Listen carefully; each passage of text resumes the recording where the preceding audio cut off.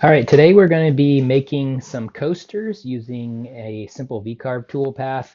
This is a great beginner project or even just a project for gifts, for family friends or retirement parties or colleagues that you're going to be making something for. Okay, so we are going to get started here with a new page and I'll walk you through this. Okay, so I like to do my coasters 4" by 4". If we do 5 coasters, we're going to be at 20.5 inches wide. The height is going to be 4, and my thickness here is going to be 0.5. My Z0 position is going to be on the top of my material, and then my Z datum or origin of my part is going to be in the lower left. Okay, so I'm going to start with a rectangle here, and we'll do 4x4 here, and we'll just click down there. So that gives me a square that represents my size of my coaster. Then we'll go to File, Import Bitmap, and we're going to grab a logo here. This bear logo's kind of cool. And we'll put them in here. Okay. Now I just want to show you how to trace a logo, trace a file. Now this file even has a watermark on it, but I'm going to be able to use the trace bitmap black and white here, preview, and we'll hit OK. And I can turn my bitmap layer off there. And there you have a very simple trace. Okay, now if we zoom in on this, there is a little bit of noise.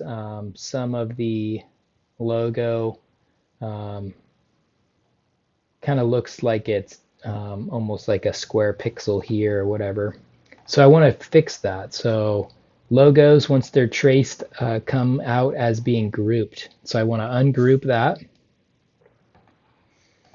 And that will allow me to come in and just delete those non kind of organic shapes. Now I could add some of those back.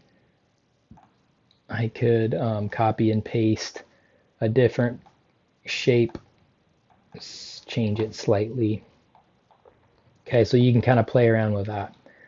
I do like to regroup my logos just in case I want to move them around later, but okay, then I just want to resize this. We can hold shift down here and we'll do something like that. Now he's not centered in this logo, okay, or in this square.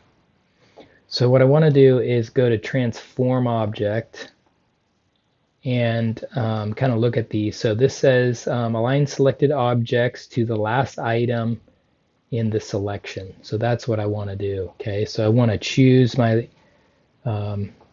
image first and then hold shift down and choose the square, and then we'll just go to center there and it will center that up and make it look great. Okay, next I'm going to copy this over and I'm going to use the array tool to do this, and I'm going to select everything here. So rows, I only need 1 row. Column, I'm going to do 5 of these. And then under spacing, I'm going to give myself 1/8 of an inch. You know, when you cut these out on a chop saw or something like that, you need a little bit of space in between your logos so they're exactly the same size. You could cut these out on the CNC machine, but sometimes it's just easier just to, you know, take the board off and cut it up. So you could even measure the thickness of your blade and put that gap thickness in here, and then you'd end up with something pretty close to what you're going to get. But for what we're doing, this will work great. Okay, so we'll hit OK on that. And then we just need to write our toolpath. So we're going to switch to the toolpath tab here and hit V-carve. We're going to select our logos. We're going to be using a 90-degree 1/2 inch bit for this. And under the naming convention, I like to do V-carve 90 degree, which is what my tool is, and then what it is. So we'll just go logo, hit calculate. We can change the color of these and then hit play. And that was a little fast. I'll hit reset and turn this down. What I'm looking for here is just how the machine is going to cut it out. So what you see under this preview here is exactly how the machine is going to cut it out. And sometimes it kind of skips around, but it should give you an idea, if your machine is off in a different location or it's in a different location on the wood.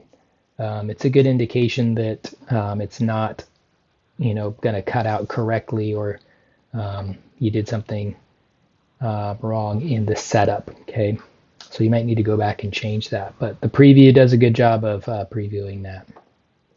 Okay, so there you have it. Some coasters, just a simple project that you can do for gifts for people or to sell at a Saturday market. All right, have a great day.